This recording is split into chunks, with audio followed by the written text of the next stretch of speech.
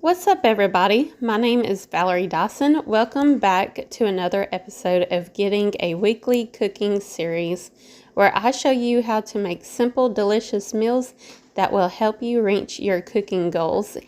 In today's episode, we'll be making garlic butter chicken and pan roasted potatoes.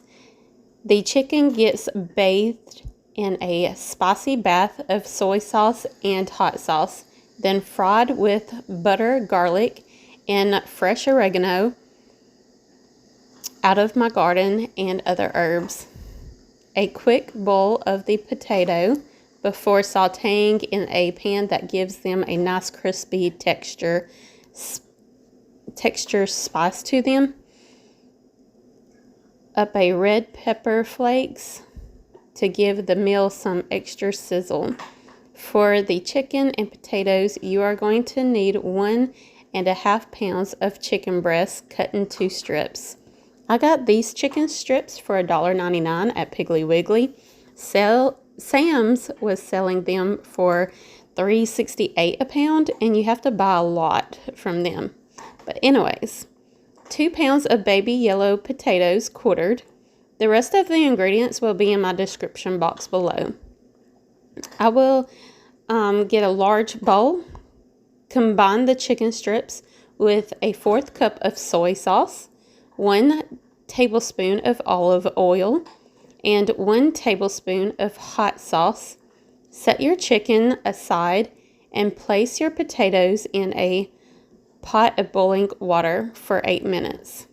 Next, in a large skillet over medium-high heat, add 1 tablespoon of olive oil and 1 tablespoon of butter. Once your butter is melted, add your drained potatoes and cook for 4 to 5 minutes. After 4 or 5 minutes, give them a quick stir. Cook for additional 4 or 5 minutes. Then transfer your sauteed